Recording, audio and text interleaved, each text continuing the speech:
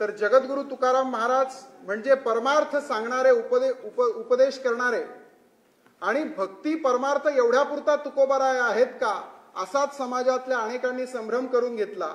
पण ज्या तुकोबारायांनी परमार्थ सांगितला त्याच तुकोबारायांनी उत्तम लौकिक जीवन कसं जगावं याचंही मार्गदर्शन केलंय. पण दुर्दैवाने समाज त्याच्यापासून वंचित राहिला आणि म्हणूनच या गुणांकडे लक्ष वेधण्याकरता सावधकरी तुका नावाचं पुस्तक लिहायला घेतलं. आणि मग त्याच्यामध्ये धर्मसंमत अर्थार्जन कसं करावं, व्यापार कसा करावा, शेती कशी करावी, पर्यावरणाविषयी तुकोबारायांचे विचार काय आहेत, संरक्षण दलाविषयी काय आहेत, राजकारणाविषयी काय आहेत, अशा अनेक अंगांनी तुकोबारायांनी जे दैनंदिन जीवनात ज्या गोष्टी लागतात त्यावरती जे भाष्य केलंय, त्याकरता हे पुस्तक लिहिण्याचा संकल्प केला आणि सुदैवाने आज तो पूर्ण झालाय. खरं तर आज समाजामध्ये या पुस्तकाची गरज का आहे, कारण आज आचार संपन्न जीवन जगणं ही खूप मोठी काळाची गरज झाली आहे. आणि खरं तर माननीय देवेंद्रजी आणि माननीय दादांच्या माध्यमातून मला विनंती करायची आहे की हे पुस्तक सगळ्या लोकप्रतिनिधींपर्यंत पोहोचणं यासाठी गरजेचं आहे, कारण आता तर ती खूपच मोठी गरज झालेली आहे की आचार संपन्न जीवन कसं जगलं पाहिजे. कारण आजकाल बरेच लोक आचारहीनतेमुळे घरी बसलेत, काही लोकांना भ्रष्टाचाराचा डाग लागतोय. त्याच्यामुळे राजकारणामध्ये, सत्ताकारणामध्ये आचारसंपन्नता ही किती महत्वाची आहे त्याच्याकरता तुकोबारायांनी जे मार्गदर्शन केलंय ते सगळ्यांपर्यंत पोहोचणं गरजेचं आहे. अनेक लोकांना असं वाटतही असतं की तुषार भोसले फार आक्रमक आहे, आक्रमक बोलतात, आध्यात्मिक माणसाने आक्रमक बोलू नये. हे तितकंच खरं आहे, पण आम्हाला आक्रमकता का घ्यावी लागते त्यालाही कारण तुकोबारायच आहे. ज्या वेळेला समाजामध्ये अन्याय होतो आणि तो अन्याय जर सहन करण्याच्या पलीकडे गेला तर डॉक्टर बाबासाहेब आंबेडकरांनी ज्या वेळेला त्यांचं मूकनायक नावाचं वर्तमानपत्र काढलं होतं, त्या मूकनायकचं शीर्षक ब्रीदवाक्य त्यांनी तुकोबारायांच्या अभंगातनं उचललं. काय करू आता धरून या भीड, म्हणून वाजविले हे तोंड, सार्थक लाजून नव्हे हित. लाजून काय करणार, जर या ठिकाणी अन्याय होत असेल तर आम्हाला तोंड वाजवावं लागेल असं तुकोबाराय म्हणतात. आम्ही पूर्णपणे संयमानेच वागू, पण जर आमच्या संयमाच्या पलीकडे अन्याय होत असेल, संयमाने वागलात तर भले तरी देऊ कासेची लंगोटी, पण ऐकण्याच्या पलीकडे गेलात तर नाठाळाचे माथी हाणू काठी, हे सुद्धा तुकोबारायांनी सांगितलंय. आणि म्हणूनच आज या ठिकाणी मला विनम्रतेने सांगायचं आहे की आम्हा घरी धन शब्दांचीच रत्ने, शब्दांचीच शस्त्रे यत्ने करू.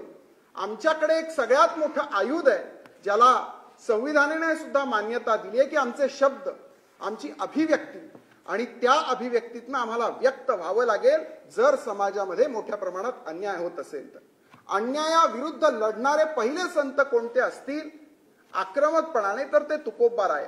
आणि म्हणून जगद्गुरु तुकाराम महाराजांनी समाजातल्या अन्यायाविरुद्ध जे भाष्य केलं ते सुद्धा याच्यामध्ये आहे. आणि खऱ्या अर्थाने आज या सगळ्या मान्यवरांच्या उपस्थितीमध्ये आज हे पुस्तक वाचकांच्या भेटीला येत आहे. माननीय देवेंद्रजींचं अर्थसंकल्प सोप्या भाषेत हे पुस्तक ज्या वेळेला प्रकाशित झालं त्यावेळेला मान्य देवेंद्रजी म्हणाले होते की 45 मिनिटात ते संपेल असं मी लिहिलंय, 46वां मिनिट लागता कामा नाही. मी पण पुरेपूर प्रयत्न केलाय की 112 पानात ते बसवण्याचा प्रयत्न केलाय. अर्थात 45 मिनिटात होणार नाही, थोडा जास्त वेळ लागेल. पण अलीकडे अडचणही अशी झाली आहे, आता सगळे व्हॉट्सअप, ट्विटर, फेसबुकच्या माध्यमातून डिजिटल झाल्यामुळे वाचकांची आवड, वाचकांची संख्या पण कमी झाली आहे. त्याच्यामुळे मोठं पुस्तक झालं की लोक त्याची पूजा करायला घरी ठेवतात, वाचण्याकडे दुर्लक्ष करतात. म्हणून कमीत कमी पानामध्ये ते बसवण्याचा प्रयत्न केलाय. असो, पण आजच्या आषाढी एकादशीच्या महापर्व काळावरती सावधकरी तुका हा केलेला संकल्प, आणि तो संकल्प आज पूर्णत्वास जातोय. तुकोबारायांनीच म्हटलंय सत्य संकल्पाचा दाता नारायण, आणि आज नारायणाने तो संकल्प पूर्ण केला आणि सावधकरी तुका हा ग्रंथ, हे पुस्तक आज समर्पित होत आहे. आपण सगळ्या मान्यवरांनी या ठिकाणी वेळ दिला आणि मला आवर्जून सांगायचं आहे की महाराष्ट्राच्या इतिहासात खऱ्या अर्थाने धर्मरक्षक महामहिम राज्यपाल महोदय हे लाभलेले आहेत. कारण ज्या ज्या वेळेला समाजामध्ये अन्याय होतो आणि समाजातल्या प्रत्येक वर्गाचं म्हणणं ऐकून घेण्याकरता हे राजभवन सध्या महाराष्ट्राच्या सेवेत आहे. हे राजभवनापेक्षाही मला वाटतं सेवाभवन जास्त आहे आणि त्याकरता खरोखर महामहिम राज्यपाल महोदयांचे आम्ही विनम्रपूर्वक आभार मानतो. आणि एकच सांगतो, आज जे पुस्तक या ठिकाणी प्रकाशित होत आहे ते लेखक असलेल्या तुषार भोसलेंची उंची मोठी आहे म्हणून ही माणसं इथे आलेली नाहीत याची मला नम्र जाणीव आहे. ज्यांच्यावरती हे पुस्तक लिहिलंय त्या तुकोबारायांची उंची आकाशा एवढी आहे आणि त्यांच्या अमृत वचनांना नमन करण्याकरता ही मंडळी आलेली आहेत. याकरताच आपण सगळी मंडळी इथे आलात. मी आपले मनपूर्वक आभार मानतो आणि माझ्या मनोगतास पूर्णविराम देतो. खूप खूप धन्यवाद. जय हिंद, जय महाराष्ट्र, जय हरी.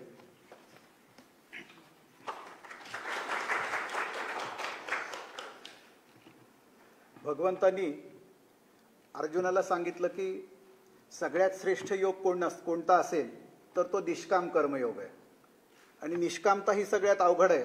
त्याच्यामुळे आता आचार्यजी असं म्हणाले की पांडुरंग इथं आलाय तर आपण व्यासपीठावर या तिघाकडे बघितल्यावर ह्याच्यापेक्षा वेगळी निष्कामता तुम्हाला महाराष्ट्रात दिसू शकते का बघा. मग पांडुरंग इथं सोडून राहणार कुठे आज? पांडुरंग इथं सोडून राहणार कुठे आज? तर ही तपस्वी, ही मनस्वी माणसं आहेत.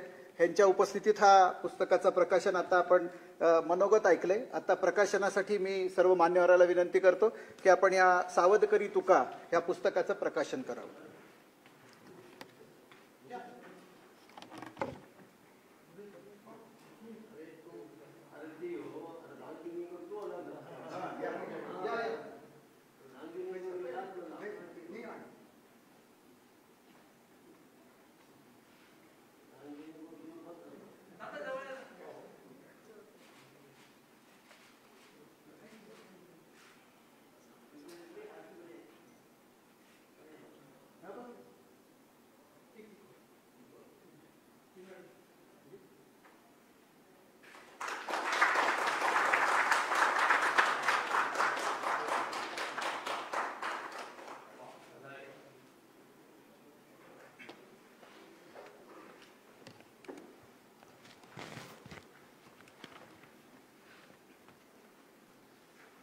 पुस्तक प्रकाशनानंतर मी आपल्या मनीचं गुज भाव प्रकटन करण्याकरता आमचे नेते महाराष्ट्र भाजपचे अध्यक्ष आदरणीय आमदार चंद्रकांत दादांना विनंती करतो.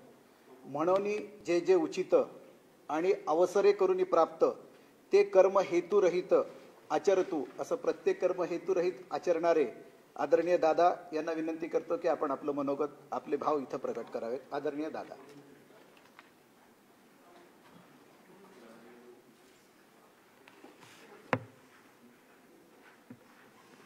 भारतीय जनता पार्टीचे महाराष्ट्राच्या आध्यात्मिक आघाडीचे संयोजक आणि फार लहान वयापासून वारकरी संप्रदायाचं अनुकरण करणारे आचार्य तुषार भोसले त्यांचं सावधकरी तुका या पुस्तकाच्या प्रकाशनाच्या कार्यक्रमाला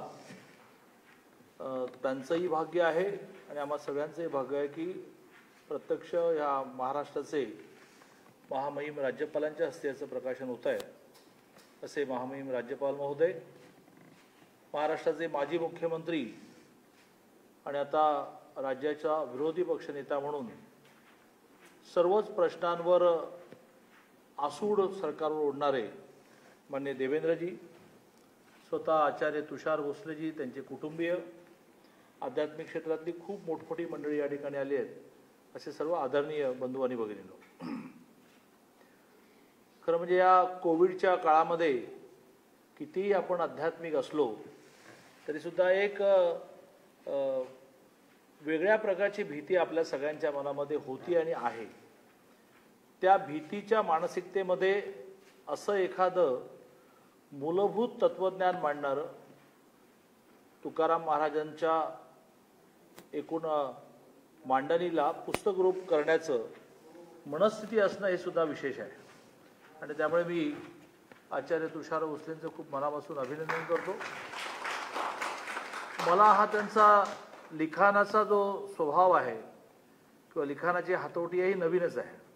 तर कार्यक्रमाच्या आधी मी त्यांना विचारलं की हे पहिलंच पुस्तकच हे जे म्हणाले हे 5वं पुस्तक आहे. इयत्ता 10वीला असताना मी पहिलं पुस्तक लिहिलं. एखादा माणूस आपल्या सहवासात असला तर अनेक दिवसांनी त्याचे एक एक पैलू कळतात. तसं तडाखेबाज भाषण करणारे, एका अर्थाने सरकारला भीती निर्माण करणारे असे गेल्या काही दिवसात लोकांना माहिती असणारे आचार्य तुषार भोसले अशा प्रकारचं अतिशय मूलभूत लिखाण करू शकतात हे सहवासात राहिल्यानंतर हळूहळूच उलगडत जातं. पूर्ण कोरोनाच्या काळामध्ये सर्व जनजीवन सुरू झालं पण मंदिरं सुरू होईनात. त्यावेळेला सरकारला नंतर आधी देवेंद्रजींनी मला सारखं फोन करून अस्वस्थ करणारे तुषार भोसले की त्यांनी शेवटी आम्हा सगळ्यांना आंदोलन करण्याला भाग पडलं आणि घंटानादाचं जे आंदोलन झालं ते ऐतिहासिक झालं. शेवटी सरकारला मंदिरं उघडावी लागली.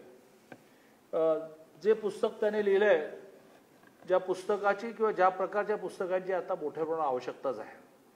सगळ्या प्रकारची संपत्ती आता लोकांकडे असतानाही त्या संपत्तीचा विनियोग मी याचा ट्रस्टी आहे म्हणून करणं, की मी याचा एक लोकांसाठी खर्च करणारा माणूस आहे अशा भूमिकेत लोकांनी जाण्यासाठी असं जे अजरामर तुकाराम महाराजांचे अभंग आहेत ते सोप्या शब्दात मांडण्याची आवश्यकता होती आणि ते आचार्य तुषार भोसलेंनी केलं.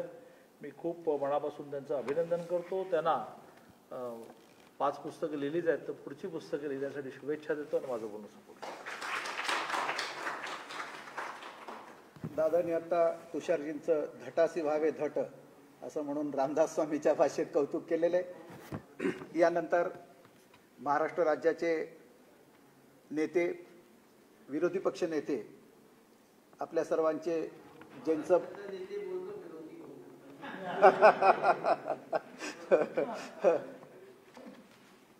आपले सगळ्यांचे लाडके नेते, मार्गदर्शक, ज्यांचं भाषण आपल्याला सतत प्रेरणा देतं आणि ऐकावं वाटतं.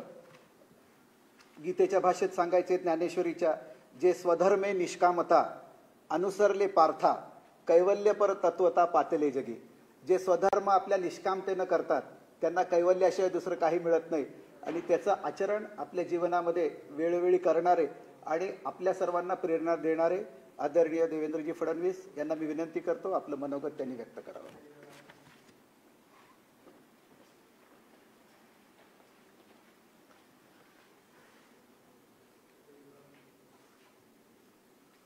सर्वप्रथम आषाढी एकादशीच्या आज आपल्या सर्वांना मी मनपूर्वक शुभेच्छा देतो आणि पांडुरंगाच्या चरणी प्रार्थना करतो की आपल्या महाराष्ट्राला कोरोनातनं बाहेर निघण्याची प्रेरणा आणि आशीर्वाद पांडुरंगाने द्यावा आणि महाराष्ट्राच्या विकासाचा रथ पुन्हा वेगवान व्हावा अशा प्रकारची पांडुरंगाच्या चरणी प्रार्थना करतो. सावध करी तुका या अतिशय बोधपूर्ण आणि आजच्या आयुष्यात आवश्यक असलेल्या पुस्तकाच्या प्रकाशनाच्या निमित्ताने आज ज्यांनी या पुस्तकाचं प्रकाशन केलं ते आपल्या सगळ्यांचे अतिशय आदर्शवत असलेले महाराष्ट्राचे राज्यपाल परमादरणीय भगतसिंगजी कोश्यारीजी, महाराष्ट्र भारतीय जनता पक्षाचे अध्यक्ष आदरणीय चंद्रकांतदादा पाटील, हे पुस्तक ज्यांनी या ठिकाणी आपल्यापर्यंत पोहोचवलं ते आचार्य तुषार भोसलेजी, त्यांच्या सुविद्य पत्नी, मातोश्री, सासरेबुवा, सर्वच त्यांच्या परिवारातील परिवारजन या ठिकाणी उपस्थित सर्व आध्यात्मिक क्षेत्रातील प्रमुख व्यक्तिगण आणि उपस्थित भगिनी आणि बंधूंनो, मी तुषारजींचे अतिशय मनापासून आभार मानतो आणि अभिनंदन करतो की एक अतिशय सोप्या भाषेतलं आणि आजच्या जीवनामध्ये आचरण करण्याकरता उपयोगी पडेल असं सावध करी तुका हे पुस्तक त्यांनी आज आपल्याला समर्पित केलं आहे. आणि त्यांनी ज्या प्रकारे सांगितलं की आज विविध क्षेत्रामध्ये प्रत्येक व्यक्तीला त्याच्या आचरणामध्ये शुद्धता आणण्याकरता एक विचारांची बैठक आवश्यक आहे आणि त्याकरता काही फार मोठ्या ग्रंथांमध्ये जायची आवश्यकता नाहीये. आमच्या भागवत धर्मामध्ये, आमच्या संत परंपरेने, आमच्या वारकरी संप्रदायाने जो वैश्विक विचार दिलाय, आपण आज सांगतो की think global and act local, पण हा विचार आमच्या संतांनी 800 वर्षापासून आचरणात आणलेला आहे. विचार करताना विश्वाचाच विचार केला, पण त्याच वेळी दैनंदिन जीवनामध्ये आपलं आचरण कसं असलं पाहिजे हे देखील आपल्याला समजावून सांगण्याचं काम हे आमच्या संतांनी केलं. आणि म्हणूनच आज इतक्या वर्षांच्या आमच्या वारीच्या परंपरेमध्ये मोठ्या प्रमाणात लोक जुडतायत आणि किती पिढ्या बदलल्या आणि किती टेक्नॉलॉजी आली आणि कितीही मूल्यांचं अवमूल्यन झालं तरी एक शाश्वत मूल्य म्हणून वारीकडे आज आम्ही बघतो ते या शाश्वत विचारामुळे. आणि तुकोबारायांनी तर आपल्या वाणीतून, आपल्या अभंगातून अतिशय सोप्या सोप्या गोष्टी आपल्याला सांगितल्या, ज्या आचरणात आणल्यामुळे आपण खऱ्या अर्थानं आपल्या आचरणाची शुद्धता आणू शकतो आणि व्यावहारिक जीवनात देखील आपण कशा प्रकारे यशस्वी होऊ शकतो. या पुस्तकामध्ये खऱ्या अर्थानं आचार्य तुषार भोसलेंनी विविध जीवनाच्या अंगामध्ये तुकोबारायांचे विचार आणि त्याची आजची प्रासंगिकता ही आपल्यासमोर आणली आहे. शेतीचं क्षेत्र असेल, पर्यावरणाचं क्षेत्र असेल, राजधर्माचं क्षेत्र असेल किंवा सामाजिक समतेचं, समरसतेचं क्षेत्र असेल, या प्रत्येक क्षेत्रामध्ये तुकोबारायांचे विचार हे आपल्यापर्यंत खऱ्या अर्थानं त्यांनी पोचवले. आणि आपल्याला कल्पना आहे की आपल्या व्यवहारामध्ये अनेक गोष्टी आपण त्या ठिकाणी वापरतो, अनेक म्हणी आपण वापरतो. बरेचदा आपल्याला माहिती नसतं की त्या तुकोबारायांच्या आहेत. याचा आपण अनेक वेळा उल्लेख करतो की नाठाळाच्या माती हाणू काठी किंवा सुख जवापडे दुःख पर्वता एवढे आलिया भोगासी असावे सादर, हे तर रोज आपण वापरतो. आणि वापरणाऱ्या अर्ध्या लोकांना हे माहिती नाही की तुकोबारायांनी आपल्याला हे या ठिकाणी सांगितलेलं आहे किती छोट्या शब्दामध्ये की दुःख आलाय तर त्याला समोर जावं लागेल आणि आपण समोर जाऊन त्याचा सामना करून त्यातनं बाहेर पडू शकतो. हे अतिशय सोप्या भाषेमध्ये किंवा आपण खुंटा बळकट करणे असं जे वापरतो, तुकोबारायांनी खऱ्या अर्थानं या सगळ्या गोष्टी आपल्या अभंगातनं आपल्यापर्यंत पोचवल्यात. हलवणी खुंट आधी करावा बळकट, असं जे तुकोबारायांनी सांगितलं. आज खरं म्हणजे या सगळ्या गोष्टी ज्या आहेत या आपल्या आचरणामध्ये आहेत, परंतु त्याची साधारणपणे आपल्यालाही माहिती नसते की हा विचार हा त्यांनी खऱ्या अर्थानं आपल्याला दिलाय. यात सगळ्यात महत्वाचं आचार्य तुषार भोसलेंनी जे आपल्यापर्यंत पोहोचवण्याचा प्रयत्न केला आहे तो म्हणजे 7 वचनांची आचारसंहिता. आणि खरोखर 7 वचनांची आचारसंहिता आपलं जीवन बदलवू शकते, हे जे त्यांनी या पुस्तकाच्या माध्यमातून मांडलेलं आहे. जोडोनिया धन उत्तम व्यवहारे, उदास विचारे वेच करी, उत्तमची गती तो एक पावेल, उत्तम भोगील जीव खाणी, परोपकारी नेणे परनिंदा, परस्त्रिया सदा बहिणी माया, भूतदया गायी पशूंचे पालन, ताणलेल्या जीवन वनामाजी, शांतिरूपे नव्हे कोणाचा वाईट, वाढावी महत्व वडिलांचे, तुका म्हणे हेची आश्रमाचे फळ, परमपद बळ वैराग्याचे. म्हणजे अगदी 7 वचनांमध्ये आपल्या जीवनाची जी आचारसंहिता सांगितली, यातनं आचरणाची शुद्धता येऊ शकते, हे आपल्यापर्यंत पोहोचवण्याचं काम खऱ्या अर्थानं आचार्य तुषार भोसलेंनी या ठिकाणी केलंय. आणि म्हणून त्यांचं अतिशय मनापासून मी अभिनंदन करतो. हे एक अतिशय उत्तम पुस्तक आहे. आणि आपण ज्या प्रकारे आचार्यजी या ठिकाणी आपली मनशा व्यक्त केली आहे की किमान लोकप्रतिनिधींपर्यंत ते पोचलं पाहिजे, तर निश्चित हा आपण प्रयत्न करू. कारण मला असं वाटतं की ज्या प्रकारे मूल्याधिष्ठित राजकारण आणि समाजकारण करण्याची आपली इच्छा आहे, या पुस्तकातनं निश्चित आपण ते मूल्याधिकारी आधारित आपलं राजकारण आणि समाजकारणाकडे आपण आगेकूच करू शकू. पुन्हा एकदा आपले अतिशय मनापासून आभार मानतो. माननीय राज्यपाल महोदयांनी या ठिकाणी हे पुस्तक प्रकाशनाकरता आपल्याला सगळ्यांना निमंत्रित केलं, आपल्याला या ठिकाणी ती संधी दिली आणि त्यांनी त्याला संमती दिली, त्याबद्दल त्यांचे विशेष आभार मानतो आणि माझं बोलणं संपवतो. जय हिंद, जय महाराष्ट्र.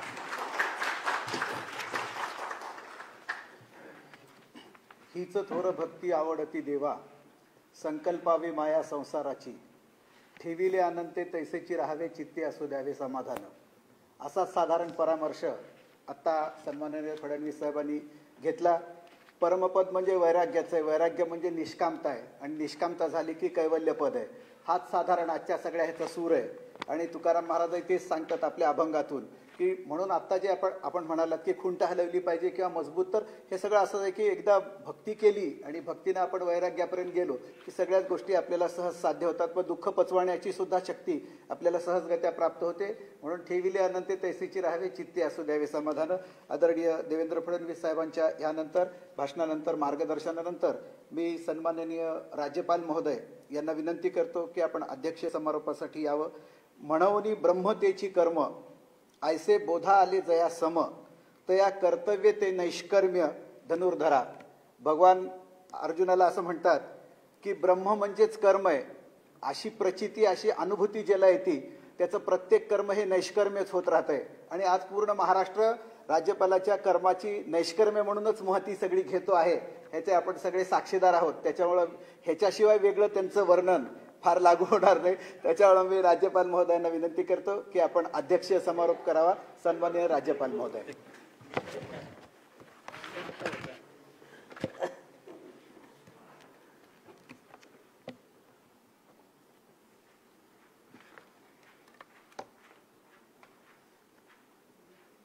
अभी दिन में मैं बोल रहा था, पत्रकारों का कोई प्रोग्राम था, तो मैं कहता हूँ कि भाई सब लोग या तो मराठी बोलो या हिंदी बोलो, अंग्रेजी तो मत ही बोलो. अरे मैं भी अंग्रेजी बोलता हूँ, ऐसा नहीं कि नहीं बोलता हूँ. तो तब मैंने कहा था उनसे कि देखो भाई मेरी स्थिति क्या है, हंस मध्य बको यथा. सब तो मराठी बोलते और मैं जो है बीच में हिंदी बोलूँगा तो कहेंगे कि देखने में तो ये हंसों जैसा लग रहा है पर लगता है कि बगुला है. बगड़ा ही बोलते, क्या बोलते बगड़ा, बगड़ा बोलते हैं ना यहाँ. तो इसी तो मेरी स्थिति है. अब लेकिन आचार्य जी हैं, इनका आज्ञा नहीं मानता तो फिर क्रांतिकारी आदमी है, तो मैंने इनकी आज्ञा मान के आगे चले. आप लोग हिंदी तो सब समझते ही हैं, समझते हैं माता जी, समझते हैं.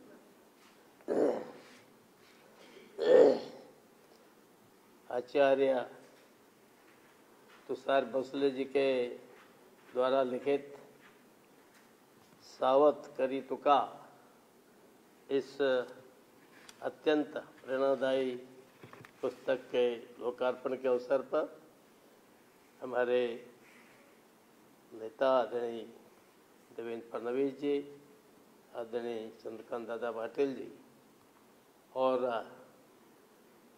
हमारे तुषार भोसले जी, उनकी पूजनीय माता जी, उनकी धर्मपत्नी और सभी उपस्थित भाई और बहनों, ये संत कथा ऐसी है कि इस कथा का कहीं अंत नहीं होता। संत का मतलब ये कि जिसका कहीं अंत ही नहीं होता है। और इसलिए अभी आचार्य जी ने सावध करी तुका लिखा है, 200 साल बाद कोई दूसरा आचार्य पैदा होगा तो कुछ और तुका के बारे में लिखेगा, क्योंकि संतों की वाणी ऐसी है जो नित्य नूतन रहती है, चिर पुरातन रहती है। और उसका कारण क्या है कि अब आप एक उदाहरण लीजिए कि देश में इतनी फिल्में बनती हैं, लोग बहुत फिल्म देखते हैं, लेकिन जब रामायण और महाभारत आए तो कितने लोगों ने उनको देखा, छोटा बड़ा जवान बूढ़ा सब उसको देखते थे। और आज भी कोरोना काल में दोबारा उसका जब प्रसारण हुआ तो भी मैंने देखा कि करोड़ों लोगों ने सुना, उसको देखा है। तो ये जो भारत है ये वास्तव में आप हम लोग सोचते होंगे जो विशेष करके राजनीति में कि हमारे से चल रहा है, और यही नहीं दुनिया के और देशों में भी मैंने और देशों के संतों के बारे में देखा है, पढ़ा है। दुनिया संतों से ही चलती है। और उसका कारण क्या है, अभी जो निष्काम की बात कर रहे थे, तो वो जो काम करते हैं वो बड़ा निष्काम कार्य होता है, वो अपने से ऊपर उठ जाते हैं। संत ऐसा होता है, आप यहाँ समुद्र के किनारे हैं, यहाँ से देखेंगे तो ज़्यादा ज़्यादा 1 किलोमीटर आगे तक नजर जाएगी। आप सामने वाली पहाड़ी है उसके ऊपर चढ़ जाइए तो आप इधर का समुद्र देखेंगे तो उधर का और भी चीज़ देखेंगे। तो ये जो संत है ये हम इससे ऊपर उठ करके तो ये देखते हैं तो वहाँ से उनको सब दिखता है, अर्थात बड़ी दूर दूर की चीज़ दिखाई देते हैं। इसलिए हमारे यहाँ प्राचीन काल में ऐसे को दर्शन बोलते थे, यानी जो दूर दूर तक देख सकता है, भविष्य देख सकता है। तो ऐसे हमारे महाराष्ट्र का सौभाग्य है, सारे देश का सौभाग्य है कि यहाँ संतों का समय समय पर पैदा हुए हैं। और सच तो ये है कि इस देश के अंदर हम सब जितने लोग हैं, जब कभी अपना गोत्र बोलते हैं तो कहीं न कहीं वो सीधे अपना सारे ऋषि मुनियों से ही गोत्र होता है। मैंने कहा भाई हमारा क्या है, हमारा पंडित बोला, मैंने कहा भाई पंडित जी आपका गोत्र क्या है, भार्गव है। तो मैंने कहा मेरा गोत्र क्या है, भार्गव है। तो मैंने कहा तुम अपने को पंडित मुझे ठाकुर क्यों कहते हो? यानी इसका अर्थ क्या है कि ये जो हम सारे देश के लोग हैं, आज हमने कितनी जातियां बना दी हो, कितना वर्ण भेद कर दिया हो, वर्ग भेद कर दिया हो, लेकिन सबके सब मूल में हम सब ऋषि मुनियों की संतान है। ये नहीं बोला जाता हम राजा महाराजाओं की संतान है। किसी ने आज तक अपने गोत्र में कहा कि मैं फला राजा के गोत्र के नाम से गोत्र है। बोलो तुम भी राजा बनना चाहते हो, वही राजा है क्यों? तो किसी राजा के नाम से गोत्र नहीं, राम जी के नाम से गोत्र नहीं है, कृष्ण जी के नाम से गोत्र नहीं है, अक्सर सन्यासी के नाम से गोत्र है। तो ये एक प्रकार से हमारे ऋषि मुनियों की तपस्या है कि उनके नाम पर देश चलता है, उनकी परंपरा पे चलता है। और इसलिए ये जो संत तुकाराम जी हैं, जगतगुरु संत तुकाराम जी, इनका महाराष्ट्र नहीं, महाराष्ट्र के बाहर भी इनके जन जागरण का बड़ा प्रभाव है। और मुझे लगता है कि जिस कालखंड में समर्थ रामदास हुए, संत तुकाराम हुए, और उससे पहले निवृत्तिनाथ जी हुए, ज्ञानेश्वर जी हुए, वो सब ऐसे कालखंड में हुए। वो कालखंड हिंदुस्तान का एक ब्लैक एरिया, अंधा काल था, यानी एक प्रकार का मुगलों का अपना इनका पूरा देश के अंदर वर्चस्व था। ऐसे समय में सारे देश के अंदर कहीं तुलसीदास हुए होंगे, कहीं समर्थ रामदास हुए होंगे, तुकाराम हुए होंगे, कहीं नानक देव पैदा हुए होंगे, कहीं चंडीदास पैदा हुए होंगे। एक ऐसा लगता है कि एक और देश लगता था पराजित है, एकदम ऐसा लगता था कि शायद अब इस देश में हमारा धर्म, हमारा ये जो शाश्वत है धर्म है, जो सनातन धर्म है, वो बचेगा भी नहीं बचेगा। और शायद लोगों को कल्पना भी थी कि जो एक हाथ में तलवार और दूसरे हाथ में अपनी किताब लेकर के आते थे कि क्या उनके सामने देश बच पाएगा। लेकिन इस संतों की आवाज़ में ऐसा बल था, इन संतों के पीछे जनता ऐसे चलती थी कि वो भूल जाती थी कि अरे ये राज्य ऐसा है, ये हमको मार डालेगा, काट डालेगा। कुछ नहीं, लोग चल पड़ते थे। अभी मैं समर्थ रामदास को पढ़ा था, कितना प्रेरणादायी जीवन है संत तुकाराम जी का, कितना प्रेरणादायी जीवन है। इसका मतलब मैं उनके बारे में ज्यादा बोल रहा हूँ तो आप लोग मतलब संत न बन जाए, कहीं आप लोग सोचेंगे हम भी संत बन जाए हैं, लेकिन उनका जीवन, आचार्य संत बन जाएगा तो वो तभी मेरे को गाली दे देगी तो इसलिए सचेत कर रहा हूँ आचार्य भोसले तुमको। इसलिए अपना क्या कहना है कि हम सब लोग संतों के वचन का अपने जीवन के अंदर उतना पालन करें जिसके माध्यम से हमारे अंदर संतत्व भी रहे, संत का भाव भी रहे, और हम ये जो संसार चलाना है इस संसार को भी चलाएं। और संसार चलाएं तो केवल हम ही नहीं चलाएं, सारा दुनिया, सारा संसार इन संतों के आधार पर चले, इन परंपरा के आधार पर चले, इन संस्कारों के आधार पर चले। तो मैं सोचता हूँ कि ये हमारे लिए इनसे शिक्षा ग्रहण करने की बात है।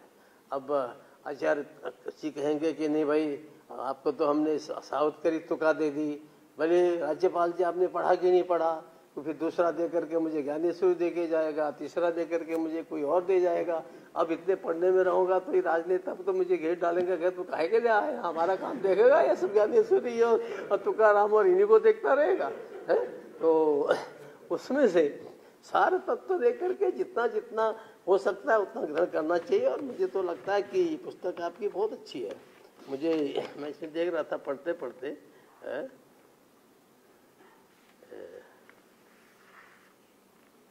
हाँ, शोके शोक बाढ़े हिम्मती से धीर गाढ़े, एथे केले नवे काई लड़ी पर खोटे भाई। अब देखो, शोके शोक बाढ़े हिम्मती से धीर गाढ़े, तो इसलिए अब शोक ही करते रहोगे तो शोक में मर जाओगे, हिम्मत करोगे, धैर्य करोगे तो आगे बढ़ोगे।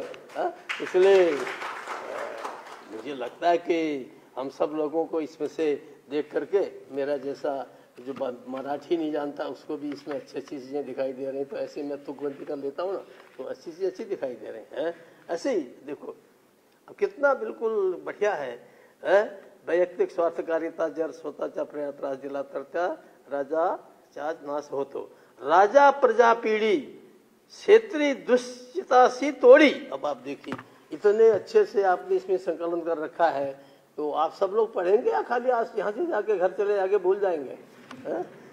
इसलिए ऐसे जीवन में जो आज किसा प्रजा का पीड़न होता है तो कितना उसका प्रभाव रहता है आप देखते हैं। तो इसलिए हम सब लोग हमारे पता नहीं प्रसाद भोसले जी इतना अच्छा लिखते हैं, मुझे पता नहीं था, इसमें और भी दिखाई दे रही अच्छी अच्छी चीज़ है। यहाँ के तो लगता है कोई क्रांतिकारी नेता है, तो लेकिन एक क्रांतिकारी को, असली सच्चा क्रांतिकारी तो वही है जो वास्तव में हमारी संस्कृति के माध्यम से क्रांति स्वार्थ के लिए न करे। यहाँ लिखा है इसने कहीं खुर्ची फुर्ची भी लिखा है इन्होंने, कहीं कहीं पर लिखा है ना, कहीं पर खुर्ची लिखा है, कहीं लिखा है ना, कि देख रहा था मैं यहाँ तो खुर्ची के लिए न लड़े, खुशी के लिए लड़े।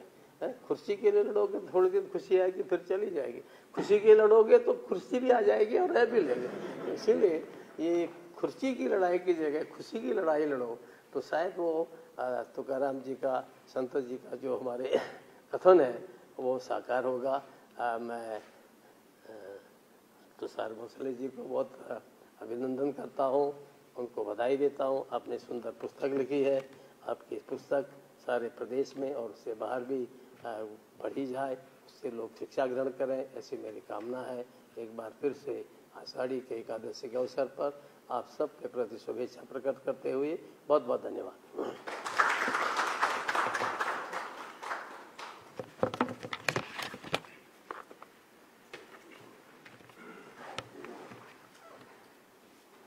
संतांची उंची सांगताना देवते संत निमित्त त्या प्रतिमा, असं तुकाराम महाराजांचा अभंग माननीय राज्यपाल महोदयांनी उद्धृत केला। आणि अभंगाचे सांगितलं की अभंग हे म्हणजे संतांची प्रमाणं जी आहेत ती अभंग आणि अक्षर आहेत, ती पिढ्यानपिढ्या वर्षानुवर्ष चालतच असतात, ती काही कधी संपणारी नाही, त्याची प्रचिती दिली। आणि सगळ्यात महत्त्वाचं काय सांगितलं की राजामुळे जर प्रजा दुःखी असेल तर राजाने आत्मचिंतन केलं पाहिजे।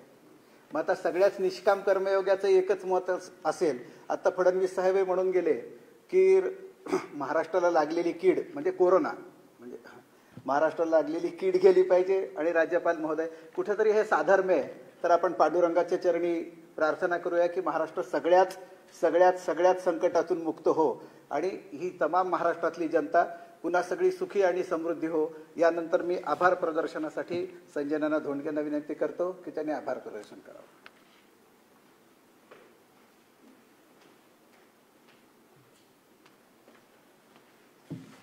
महायोगपीठे तटे भीमरत्यां वरम कुंडलिकाय दातो मनेन्द्रेः समागत्ते तिष्ठन्त महानंद कंदम परब्रह्मलिंगम भजे पांडुरंगम. आजच्या या सावध करी तुका या सुंदर जगद्गुरु तुकोबारायांच्या गाथ्यातून काढलेल्या निष्कर्षाचं सुंदर पुस्तकाचं प्रकाशन प्रसंगी अतिशय आषाढीच्या पर्वकाळावर हा सोहळा होतो आहे. खरं म्हणजे आम्ही लोक आज पंढरपुरात असलो पाहिजेत, पण आज राजभवनात राज येतोय, आम्ही आज राजयोगी झालोय असं आम्हाला वाटतंय. आचार्य तुषार भोसलेजी यांची आध्यात्मिक परंपरा एक मोठी आहे.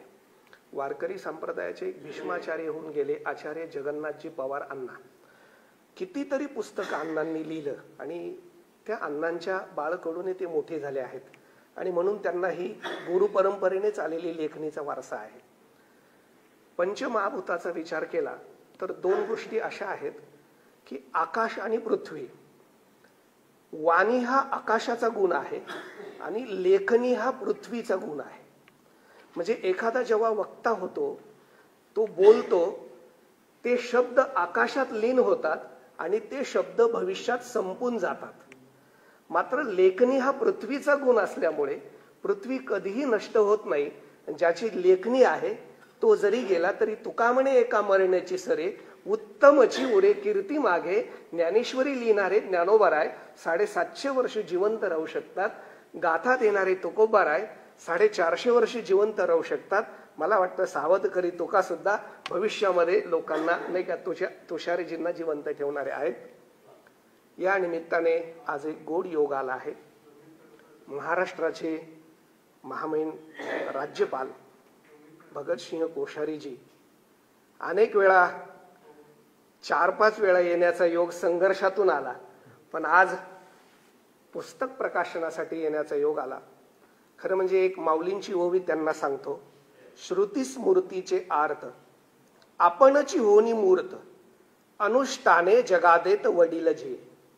अमूर्त असताना सुद्धा मूर्त रूप धारण करतात, सामान्य रूपाने जगाची सेवा करतात. असे अमूर्त असणारे मूर्त होतात, ते वडील असतात आणि ते आम्हाला पूजनीय असतात.